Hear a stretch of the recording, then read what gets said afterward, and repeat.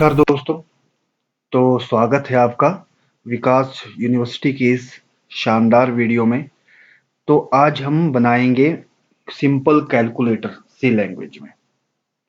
एक सिंपल सा कैलकुलेटर हम सी लैंग्वेज में बनाएंगे। तो चलिए आइए स्टार्ट करते हैं ज़्यादा ना बोलते हुए। सबसे पहले मैं क्या करूँगा, यहाँ पे जैसा कि हर बार की बात, मैं लगाऊंगा एक header file standard input output header file. दूसरा मैं फिर से एक बार हेडर फाइल लगाऊंगा console input output header file. एक मैं और हेडर फाइल लगा रहा हूँ स्टैंडर्ड लाइब्रेरी। स्टैंडर्ड लाइब्रेरी में जितने भी स्टैंडर्ड यहाँ पे मेरे पास प्री डिफाइंड कुछ फंक्शंस होंगे वो अपने आप इसमें इंक्लूड हो जाएंगे। ये और यहाँ पे मैं एक फंक्शन ले रहा हूँ मेन फंक्शन। ये कौन सा फंक्शन है? Main function. मैं साथ साथ में डिस्क्राइब भी आपको करते रहूंगा। अब देखिए, मैं इसके बाद मैंने कर्ली ब्रेसेस स्टार्ट कर लिए और मैंने कर्ली ब्रेसेस यहाँ पे क्लोज कर दिए। जो सारा प्रोग्राम है वो मेरा यहाँ पे बनेगा। तो यहाँ पे मैं एक वेरिएबल ले रहा हूँ। यहाँ पे मैं ले लेता हूँ, कौन सा ले लूँ? मैं एक प्रोग्राम ले लेता हूँ मेन्यू। एक मेन्यू मैंने इस वेरिएबल का नाम मेन्यू इसलिए लिया क्योंकि मैं नीचे मेन्यू दूंगा। जैसे कि आपको एडिशन करना है, सब्ट्रैक्शन करना है, मल्टीप्लाइकेशन करना है, जो भी करना हो उसका एक मेन्यू होगा। वो मेन्यू के लिए मैंने ये वाला वेरिएबल जो है वो मेन्यू लिया ताकि थोड़ा मेरे को कोडिंग में आसानी हो जाए, मुझे पता चले कि ये वाला वेरिएबल मैंने किस लिए लिया हुआ है। अब मैं एक फ्लोट की वेरिएबल लूंगा। ये फ्लोट की वेरिएबल मैंने फ्लोट डेटा टाइप में इसलिए यूज कर रहा हूँ, इंटीजर अगर करूंगा तो पॉइंट की वैल्यू ये छोड़ देगा। अगर मैं फ्लोट को लूंगा तो फ्लोटिंग वाली जो डिजिट है, जैसे कि लिख लो 12.14, ठीक है, तो 0.14 के बाद की वैल्यू भी फ्लोटिंग पॉइंट में आती है, जैसा कि आप जानते हैं। अगर नहीं जानते होंगे तो मैंने बता दिया अभी आपको। तो ये आ गया फ्लोट के लिए। मैं एक नंबर लूंगा ये वाला, और मैंने ये नंबर लिया, नंबर 1 और नंबर 2, और ये वाले मैंने लिए इनपुट वेरिएबल। ठीक है, ध्यान रखिएगा, ये दो थे मेरे इनपुट वेरिएबल, और जो आउटपुट वेरिएबल मेरा होगा वो होगा रिजल्ट। ठीक है, मैं यहाँ पे डिस्क्राइब कर देता हूँ साथ में ताकि आपको पता चले। Float float variable float variables for the user input and output।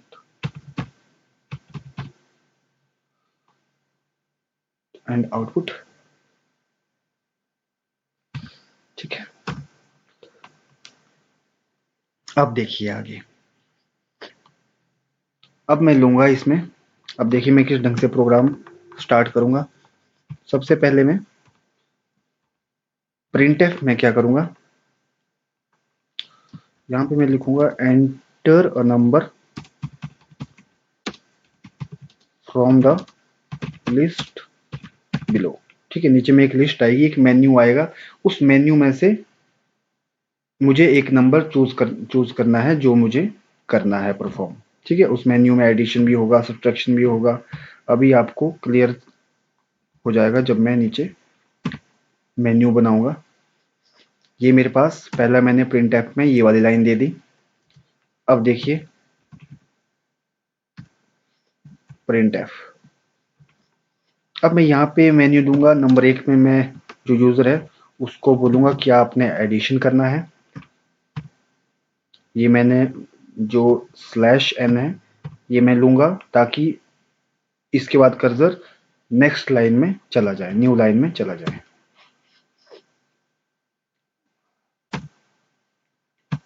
जो अब ये है मेरा दूसरा, तो ये लूंगा मैं सब्सट्रैक्शन, सब्सट्रैक्शन के लिए सब्सट्रैक्शन।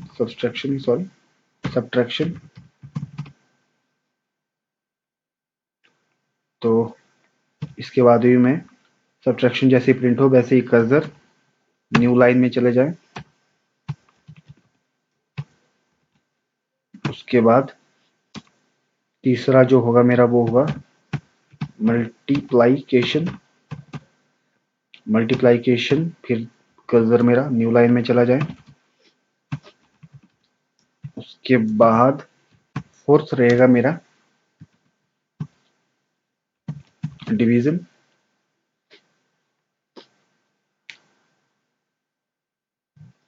उसके बाद डिवीजन के बाद भी मेरा कर्सर न्यू लाइन में चला जाए। ठीक है, मैं यहाँ पे 4 ही कर रहा हूँ, 5 भी कर सकते हैं, मैं मॉडुलस भी ले सकता हूँ। Number 5 for modulus. मॉडुलस के लिए मैंने ये वाला ले लिया। यहाँ पे मैंने क्या कर दिया, अब जो ये वाला था मेन्यू, अब मेन्यू के लिए मैंने इंटीजर लिया है क्योंकि यहाँ पे मेरी सी वैल्यू इंटीजर में ही है। चाहे यूजर 1 अगर करेगा तो एडिशन होगा, 2 अगर एंटर करेगा तो सब्ट्रैक्शन होगा। ठीक है, तो जो बट वो एंटर जो वैल्यू करेगा, जो वैल्यू करेगा वो पॉइंट्स में भी हो सकती है, रिजल्ट भी पॉइंट में आ सकता है, इसलिए मैंने फ्लोट वेरिएबल लिया। यहां तक आपका क्लियर हो गया। अब देखिए आगे, यहाँ पे मैं क्या कर रहा हूँ, यहाँ पे मैं एंटर कर रहा हूँ नंबर यूजर से, ये वाले नंबर कि आपको क्या करना है, एडिशन करना है, सब्ट्रैक्शन करना है, मल्टीप्लाइकेशन करना है, वो वाला यूजर यहाँ से मैं उससे नंबर एंटर करवा रहा हूँ।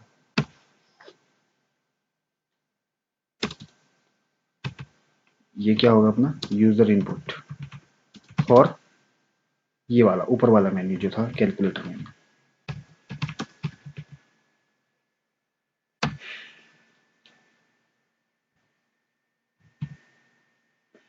अब मैं इसको स्कैनएफ करूंगा। स्कैनएफ में इंटीजर के लिए मैं लेता हूं %d और इसको एड्रेस देता हूं मैं मेन्यू। यहां तक क्लियर हो गया। अब आगे देखिए, मैं थोड़ा यहाँ पे, अब देखिए यहाँ पे मैं क्या कर रहा हूँ, यहाँ पे मैं न्यू लाइन प्रिंट करवा रहा हूँ ताकि थोड़ा क्लियर सा मुझे दिखे, ताकि वो एक ही लाइन में आगे प्रिंट ना हो जाए, इसलिए मैं यहाँ पे ये ले रहा हूँ प्रिंट न्यू लाइन। अब देखिए यहाँ तक तो मैंने अपना सिंपल सा बना दिया कि मुझे क्या करना है, मुझे किस ढंग से प्रिंट करवाना है चीज़ें। ठीक है, अब यहाँ तक तो हो गया। अब इसके बाद मेरी असली काम शुरू होता है, और मैं जो अब ये वाला कैलकुलेटर बनाऊंगा वो बनाऊंगा स्विच स्टेटमेंट। स्विच स्टेटमेंट में मैं लूंगा मेन्यू। स्विच स्टेटमेंट में मैंने लिया मेन्यू। अब आप ध्यान दीजिएगा, अब इसमें मैं लूंगा केस 1। मैंने लिया केस 1। अब देखिए, जब मैंने लिया केस 1 तो इसमें मैंने किया printf अगर ये मेरा केस 1 ये वाला है, क्योंकि अगर उसने एक एंटर करवाया केस 1, अब मैं यहाँ पे लिखूंगा अगर उसने एक करवाया तो इसका मतलब एडिशन, तो मैं लिखूंगा केस 1। केस 1 में लिखूंगा मैं you entered addition, you entered addition. और मैं यहाँ पे न्यू लाइन में मेरा कर्सर चले जाए, डबल न्यू लाइन, ताकि थोड़ा क्लियर सा दिखे। अब दूसरी जो है, यहाँ तो मैंने बता दिया कि आपने एडिशन एंटर किया है, तो अब आप क्या कीजिएगा, अब आप एंटर कीजिएगा एंटर योर फर्स्ट नंबर, क्योंकि जो हमारा एडिशन है उसके लिए 2 नंबर चाहिए, तो एंटर योर फर्स्ट नंबर मैंने उसको बोल दिया कि आप अपना पहला जो नंबर था वो प्रिंट यहाँ पे मुझे एंटर करवा दें। और उसको मैं, क्योंकि जो नंबर होगा वो होगा फ्लोट का, इसलिए मैं करूंगा %f और मैं उसको एड्रेस दूंगा नंबर 1। ठीक है,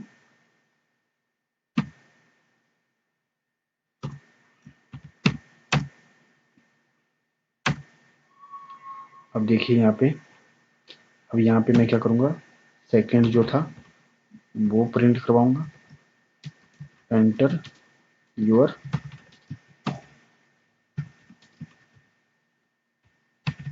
सेकंड नंबर। अब यहाँ मैं सेकंड नंबर को भी स्कैन करूँगा, स्कैन एफ करूँगा, तो ये भी है एक फ्लोट का डेटा टाइप।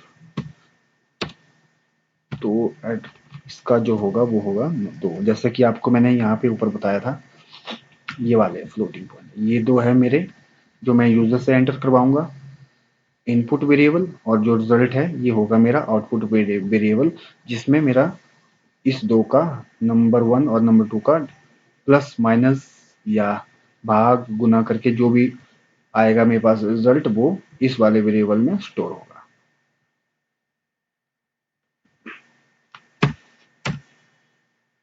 ये मेरे हो गए 2 नंबर।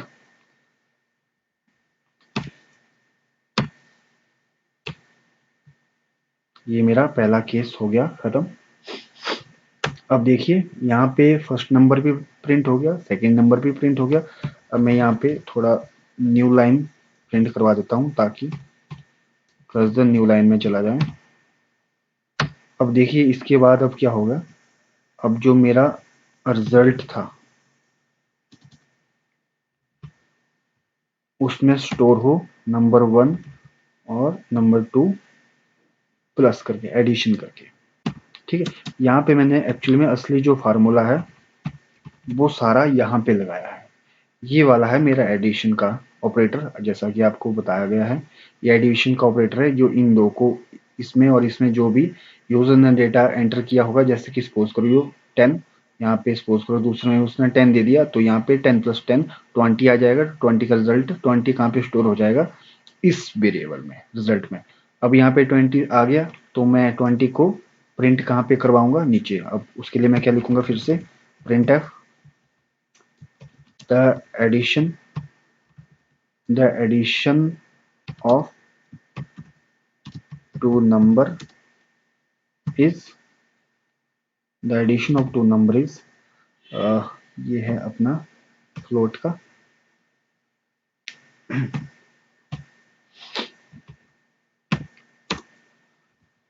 ये वाला रिजल्ट मैंने यहाँ पे प्रिंट करवा दिया। ठीक है, तो ये मेरा पहला जो केस है वो कंप्लीट हो गया। ये मेरा पहला केस एकदम कंप्लीट हो गया। अब मैं यहाँ पे क्या करूंगा, मैं यहाँ पे स्टेटमेंट करूंगा ब्रेक। स्टेटमेंट ब्रेक मैंने इसलिए किया क्योंकि इसके बाद मेरा दूसरा केस चलेगा। दूसरा केस भी तो चलेगा, क्योंकि एक केस थोड़ी ना चलेगा। इसके बाद मेरा हो सकता है उसने सब्सट्रैक्शन किया हो, तो सब्सट्रैक्शन वाला केस चलेगा। ठीक है, तो यहाँ पे कॉपी पेस्ट हो जाएगा। यहाँ पे मैं करता हूँ इसको कॉपी, इसको मैं यहाँ पे करता हूँ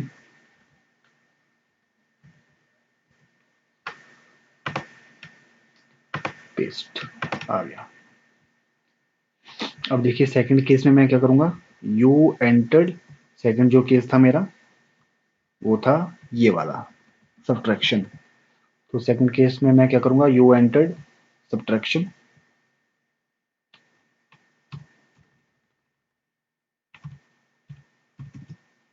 यू एंटर सब्ट्रैक्शन।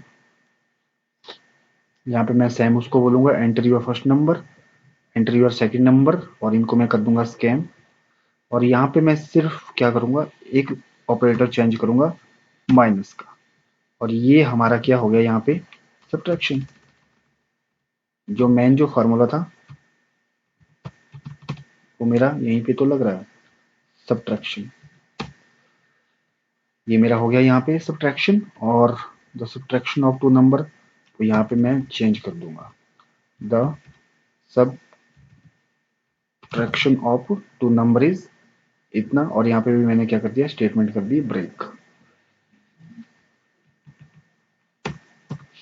अब यहाँ पे आएगा मेरा केस 3, यहाँ पे भी आ गया मेरा केस 3, और केस 3 में भी मैं क्या करूंगा, सेम टू सेम। केस 3 में भी यू एंटर्ड, अब 3 में मैंने किया था multiply, you entered multiply multiplication, you entered multiplication, उसके मैं उसको बोलूंगा कि enter your first number, enter your second number, दोनों जो नंबर था उनको मैंने कर दिया स्कैन, और फिर मैंने न्यू लाइन में गया और यहाँ पे मैंने रिजल्ट स्टोर कर दिया उसका यहाँ पे, और यहाँ पे मैं क्या करूँगा मल्टीप्लाई के लिए मल्टीप्लाई का यहाँ पे ऑपरेटर लगा दूंगा, बस ज़्यादा मैं कुछ नहीं करूँगा। MULTI मल्टीप्लाई, यहाँ पे मेरा क्या हो रहा है मल्टीप्लाइकेशन। और जो फोर्थ है, फोर्थ में भी मैं सेम करूँगा, केस 4, केस 4 और यहाँ पे पेस्ट। यहाँ पे मैंने क्या किया, यू एंटर्ड, अब जो फोर्थ मेरा केस था वो कौन सा था, वो था division, division, you enter division, वैसे ही मैंने क्या किया सेम टू सेम वही किया, बट यहाँ पे मैंने ये वाला ऑपरेटर यहाँ पे डिवाइड का ऑपरेटर कर लिया, और ये मेरा क्या था, ये था मेरा डिवीजन, DIVISI डिवीजन। अब जो मेरा फिफ्थ जो केस होगा वो होगा मॉडुलस का, फिफ्थ केस है मेरा, यस मॉडुलस, फिफ्थ जो केस है मेरा मॉडुलस का, तो मैं क्या करूँगा, ये मैं खुद से एक बार लिख लेता हूँ, you sorry you entered you entered modulus,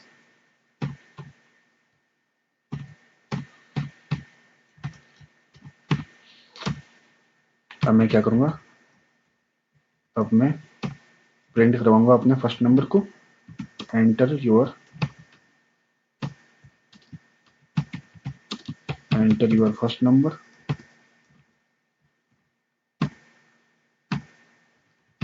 scanf,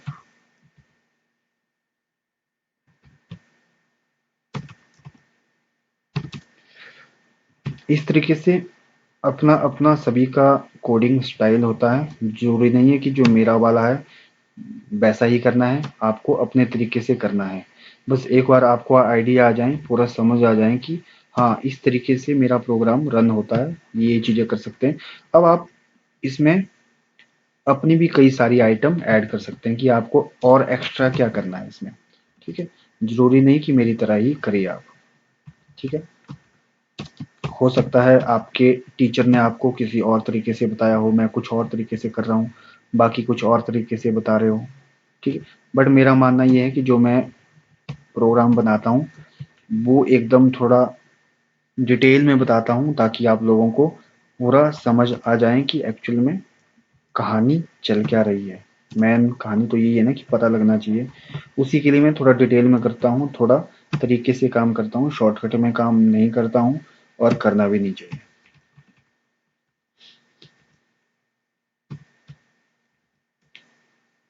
ये मेरा बेसिक प्रोग्राम था, ये अपना कैलकुलेटर का।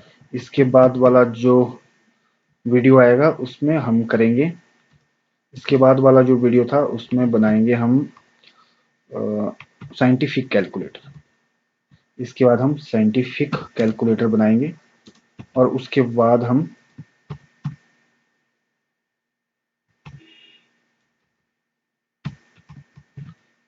बाद हम बनाएंगे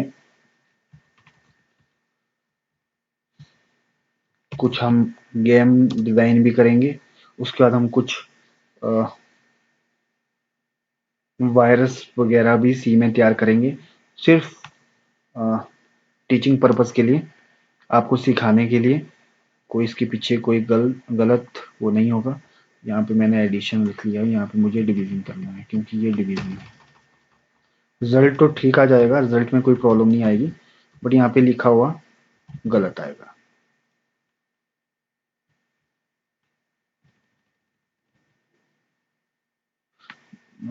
द डिवीजन इज, सही करता हूँ मैं, द डिवीजन इज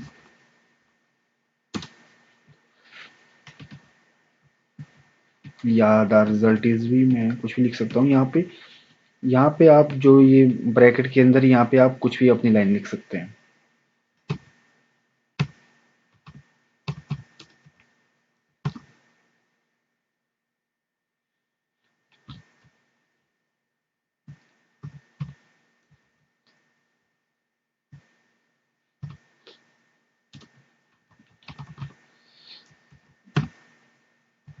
यहाँ पे भी मैंने क्या कर दिया, स्टेटमेंट कर दी ब्रेक। अब देखिए यहाँ पे मेरे पास 5 केस हो गए, जैसे कि मैंने यहाँ पे 5 बनाए थे, 1 2 3 4 5। वैसे ही मैंने यहाँ पे स्विच केस से 5 केस यहाँ पे तैयार कर दिए कि फर्स्ट में क्या होगा, सेकंड में क्या होगा, थर्ड में क्या होगा, फोर्थ में क्या होगा और फिफ्थ में क्या होगा। ठीक है, सपोज कीजिए कि जो यूजर है उसने 7 टाइप कर दिया, बट मेरे पास तो केस 5 ही है और मैंने 5 के बारे में लिखा है यहाँ पे। अब इस केस में मैं क्या करूंगा, यूजर को बताने के लिए यहाँ पे करूंगा डिफॉल्ट। अब डिफॉल्ट में क्या आएगा, डिफॉल्ट में मैं प्रिंट करूंगा कि अदरवाइज अगर इन 5 को छोड़ के अगर वो कोई और नंबर प्रेस करता है तो मैं यहाँ पे सिंपल सी बात लिखूंगा, एंटर करेक्ट नंबर। क्या मैं ऐसा लिख सकता हूँ कि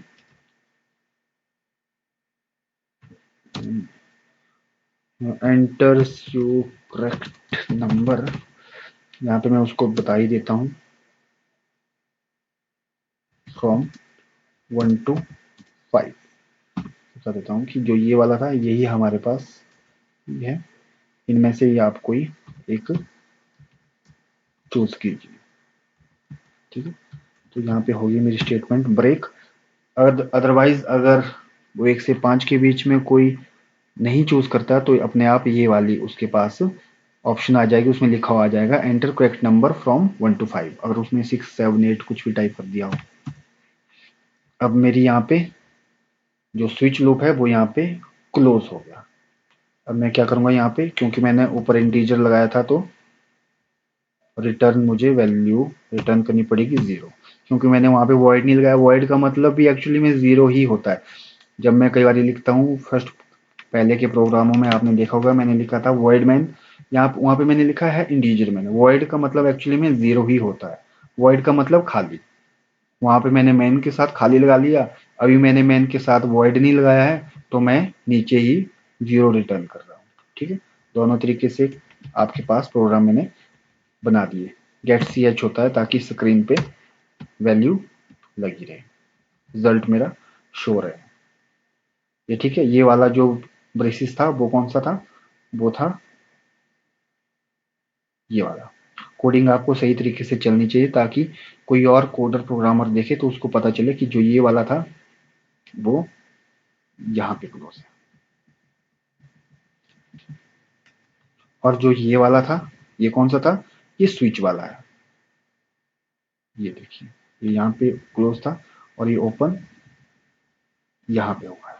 ठीक है, इस ढंग से हमारी ये पूरी कोडिंग बन गई। अब देखिए कि इसमें कितनी एरर आती है नहीं आती है।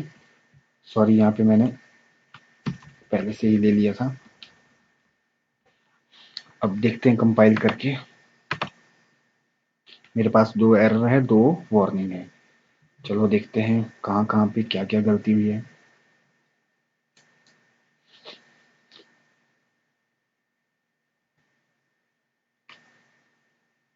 प्रिंट एफ,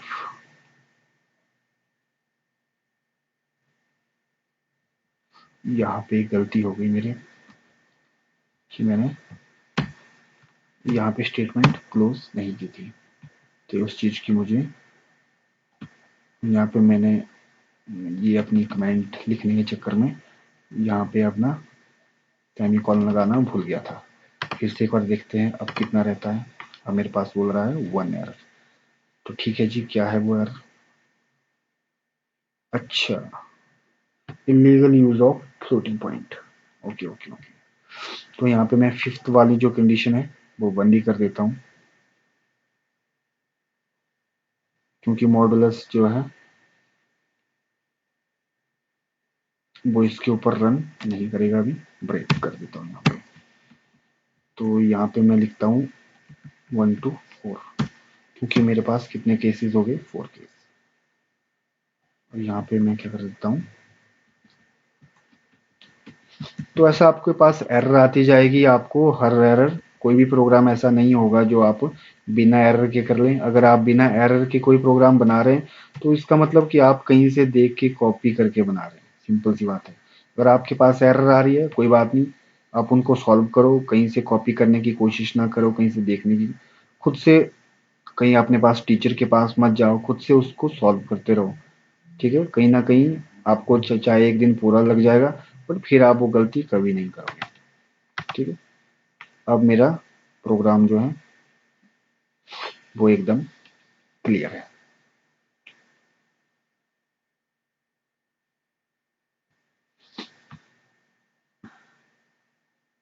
मैं यहाँ पे क्या करता हूँ, रन करता हूँ।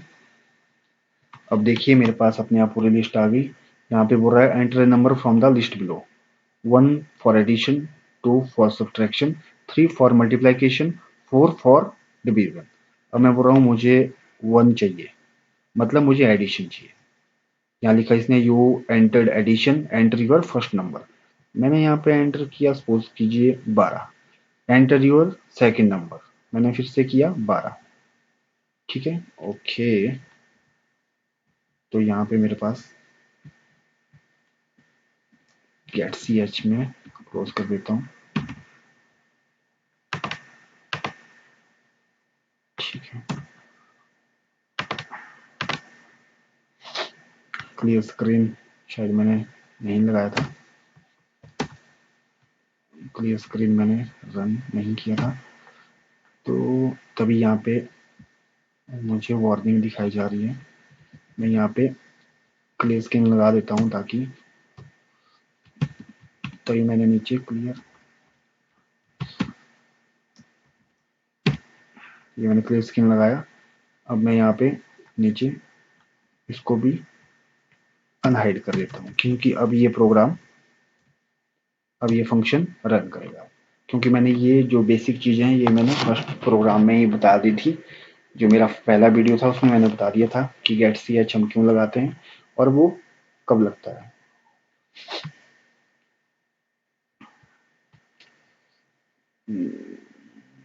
क्लियर स्क्रीन भी मैंने कर दिया, इंक्लूड। ठीक है, सारा प्रोग्राम कंप्लीट हो गया, बट कुछ कारण दे रहा है कोड।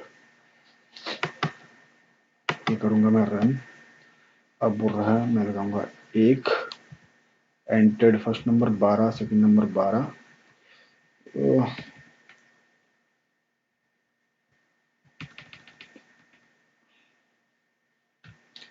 कुछ वार्निंग दे रहा है, क्या थी ये warning? Function should return a value on a reachable code. Function should return a value. Return तो मैं करवा रहा हूँ 0। यहाँ पे मैं क्या करता हूँ, यहाँ पे मैं लिखता हूँ void main। मैं यहीं पे ही void लगा देता हूँ ताकि मुझे यहाँ पे कुछ रिटर्न करने की जरूरत ना पड़े। ठीक है, अब मैं करता हूँ कंपाइल। अब मेरे पास कोई वार्निंग भी नहीं है, कोई एरर भी नहीं है। अब मैं करता हूँ रन। अब देखिए enter a number from list below, addition करेंगे, सब्ट्रैक्शन करेंगे, मल्टीप्लिकेशन करेंगे या डिवीजन करेंगे। मैं डालता हूँ 1 कि मुझे करना है एडिशन। अब बोल रहा है एंटर योर फर्स्ट नंबर, तो मैंने किया 12। एंटर योर सेकंड नंबर, मैंने किया 12। जैसे ही मैं करता हूँ एंटर, यहाँ पे आ गया the addition of 2 number is 24। ठीक, मैं फिर से एक बार करता हूँ रन। अब सब्ट्रैक्शन मैं करूंगा, सब्ट्रैक्शन के लिए मैं करूंगा एंटर 2। अब बोल रहा है एंटर योर फर्स्ट नंबर, तो मैंने किया 30। एंटर योर सेकंड नंबर, मैंने किया 13। तो the subtraction of 2 number is 17। ठीक, तो अब मैं करूंगा फिर से एक बार रन प्रोग्राम। अब मैं करूंगा multiplication. You enter multiplication, enter your first number, suppose कीजिए 10, और सेकंड नंबर सपोज कीजिए 18। तो आंसर होगा इसका 180। The addition of two number, देखा है एडिशन लिख लिया क्योंकि वहां पे शायद मैंने मल्टीप्लाइकेशन नहीं लिखा होगा क्योंकि मैंने कॉपी पेस्ट किया था। तो यहाँ पे ये वाला गलत हो गया, इसको हम क्या करेंगे यहाँ पे मल्टीप्लाइकेशन। मल्टीप्लाइकेशन तो कोडिंग एक ऐसी चीज है, बहुत ही मजेदार चीज है। आप इसमें कुछ भी बना सकते हो खुद, ठीक है। जरूरी नहीं कि आप मेरी तरह करें। मैंने तो जस्ट सिंपल एक फॉर्मेट बनाया है कि इस तरीके से हम एक कैलकुलेटर, सिंपल कैलकुलेटर रन कर सकते हैं, ठीक है। बहुत ही शानदार मजेदार प्रोग्राम है, ठीक है। जब आप रन भी करते हो तो एकदम सिंपल सी कहानी सामने आ जाती है। देखिए, जैसे कि मैं यहाँ पे आपको दिखाता हूँ, ये देखिए। इसको मैं करता हूँ कैंसिल क्योंकि मैंने यहाँ पे दबा दिया था F8। F8 का मतलब होता है ब्रेक पॉइंट।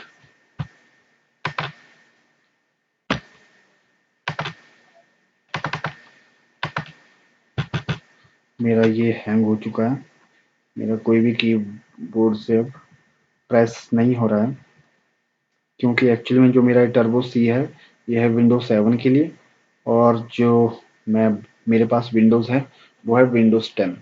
तो वैसे आप समझ ही गए होंगे पूरा कि ये कैसे बनाना है आपको सी। एक बार मैं फिर से बता देता हूँ, सबसे पहले एक्सप्लेन कर देता हूँ। सबसे पहले मैंने क्या किया, मैंने एक हेडर फाइल लगाई स्टैंडर्ड इनपुट आउटपुट। उसके बाद मैंने एक हेडर फाइल लगाई कंसोल इनपुट आउटपुट, जो कि होता है क्लियर स्क्रीन और गेट सी एच फंक्शन के लिए। उसके बाद मैंने एक स्टैंडर्ड लाइब्रेरी भी ऐड कर दी, आप इसको नहीं भी ऐड कर सकते हैं। उसके बाद मैंने क्या कर दिया, एक मेन फंक्शन लगा दिया वॉइड मैन। वॉइड मैंने यहीं पे लगा दिया, वॉइड का मतलब होता है जीरो, खाली। वॉइड मैन मैंने एक मेन फंक्शन लगा दिया, इसके अंदर अब मैंने कर्ली ब्रेसेस स्टार्ट कर दिया और मैंने क्लियर स्क्रीन लगा दिया। अब मैंने एक इंटीजर ले लिया मेन्यू इसके लिए, ठीक है। एक मैंने ले लिया मेन्यू और मैंने ले लिए वेरिएबल नंबर 1, नंबर 2 और रिजल्ट। ये सारा मैंने ले लिए फ्लोटिंग डेटा टाइप, ताकि फ्लोट डेटा टाइप, ताकि पॉइंट में भी अगर वैल्यू हो तो भी उसको भी ये उठा सके। तो ये इनपुट के लिए मेरे पास ये वाले आ गए और आउटपुट के लिए मैंने रिजल्ट वाला ले लिया। उसके बाद मैंने क्या कर दिया यहाँ पे, enter a number from the list below, ठीक है। तो यहाँ पे मैंने एक मेन्यू दे दिया कि एक एडिशन करने के लिए आप एक प्रेस करें, सब्ट्रैक्शन के लिए 2 प्रेस करें, मल्टीप्लिकेशन के लिए 3 और डिवीजन के लिए 4, ठीक है। वैसे ही क्या करेंगे अपन अंदर हम एंटर नंबर, ठीक है। ये वाला नंबर यहाँ पे इस कौन से नंबर को एंटर होने की बात कर रहे हैं, इस नंबर की आप क्या चाहते हैं मेन्यू में से। क्योंकि मैंने स्कैन एफ किया है मेन्यू, ये है मेन्यू में से आप क्या चाहते हैं, एडिशन चाहते हैं, सब्ट्रैक्शन चाहते हैं, मल्टीप्लिकेशन चाहते हैं और या डिवीजन चाहते हैं, ठीक है। फिर आगे मैंने क्या कर दिया, स्विच स्टेटमेंट ला ली। अब यहाँ 4 केस थे ऊपर, तो मैंने यहाँ पे केस 1, केस 2, केस 3 करके 4 केस यहाँ पे लिख लिए। तो यहाँ पे मैंने क्या कर दिया, यहाँ पे पहला जो नंबर था वो यहाँ पे मैंने सबसे पहले क्या कर दिया, यू एंटर्ड एडिशन, क्योंकि यहाँ पे जो भी उसने दबाया होगा अपना नंबर वही मैंने उसको यहाँ पे लिख लिया। क्योंकि अगर 1 दबाया होगा तो ये वाला रन होगा, अगर 2 दबाया होगा तो ये वाला रन होगा। तो यहाँ पे मैंने पहले लिख लिया यू एंटर्ड सब्ट्रैक्शन, ठीक है। तो इस ढंग से यहाँ पे ये वाला आपकी लाइन शो होगी। उसके बाद क्या करेंगे हम, उससे उसका फर्स्ट जो नंबर है वो एंटर करवाएंगे, वो मैंने स्कैन कर दिया। फिर सेकंड नंबर, सेकंड स्कैन कर दिया। उसके बाद यहाँ पे क्या किया, जो वो नंबर थे उसको यहाँ पे प्लस करके यहाँ पे रिजल्ट स्टोर करवा दिया इस वाले वेरिएबल में जिसका नाम रखा है रिजल्ट। तो रिजल्ट को मैंने यहाँ पे प्रिंट करवा दिया इस लाइन के through, the addition of two number is floating point में रिजल्ट, ठीक है। तो यहाँ मैंने ब्रेक करवा दिया। इसी तरीके से मैंने 4 के 4 केस यहाँ पे कर दिया। अगर कोई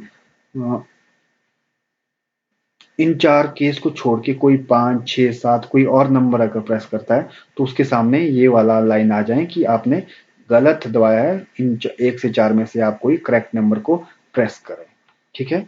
अगर एक ये वाली जो कोडिंग है वो मैं अपनी वेबसाइट में सारी कोडिंग डाल दूंगा, उसका मैं लिंक नीचे डिस्क्रिप्शन में दे दूंगा। वहां से जाके आप इसको कॉपी भी कर सकते हैं और नोटबुक में भी लिख सकते हैं।